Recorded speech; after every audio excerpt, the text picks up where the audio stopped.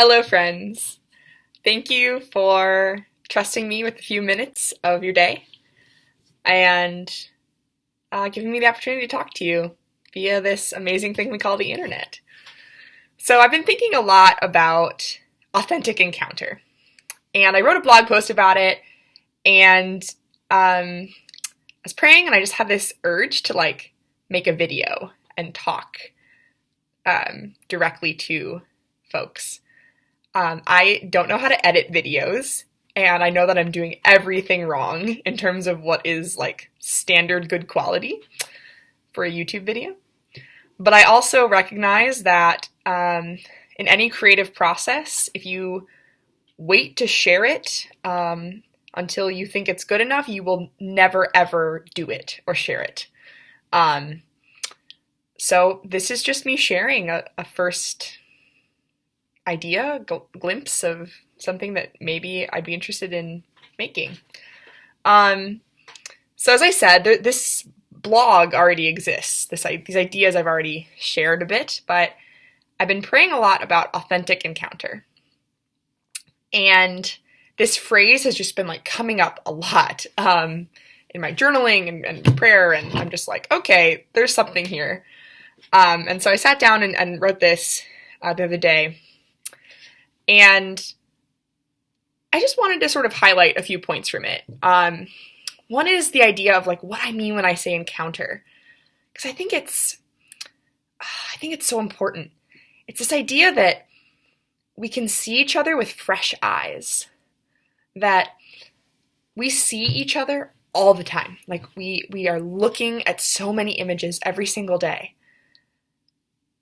but we so rarely take the time to encounter someone, to have that openness that's required, to not just see their body or their presence in a room, but to really acknowledge them as human beings, as people with dignity and worth, and to give them that affirmation of you exist and you matter, and also that I hear you, I see you, I believe you. Those messages which come through us saying those things, through the way we treat people, through our actions, that changes the world. Seriously, it changes the game, because when someone feels seen, they don't feel alone. And I think loneliness is maybe one of the worst diseases infecting this generation. So that's what I mean when I say encounter. And when I'm talking about authenticity, I go into it a lot in the blog, so I'll link it and encourage you to read it.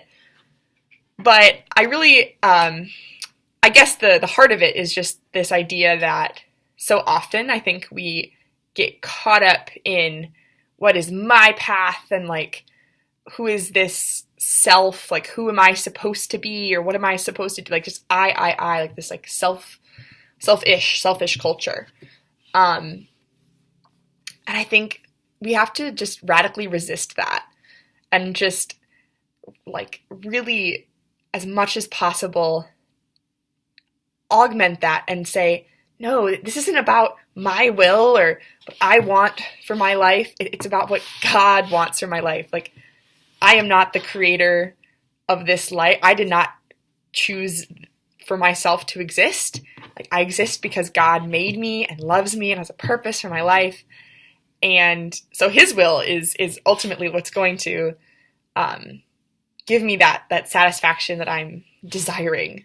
Which isn't to say that life is about a great big road to happiness. There's going to be suffering, and that is real. But it is to say that we were made for more, and we were made for a relationship with God, who is love, made for a radical, deep relationship with him.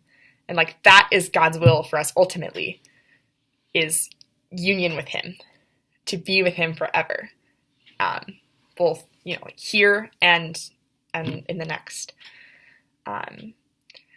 And those are just a few things I want to highlight about this blog post, and I encourage you to read it and comment and talk to me in person and I don't know. I just want to start a conversation about this, and I think it's interesting. So thank you for watching, and I don't know, like it in some fashion or comment so that I know that I should keep doing this, or tell me that maybe this is not your talent, Colleen, and you should try something else. But really nicely, because, yeah, YouTube comments can be so mean. So be nice. That would be great.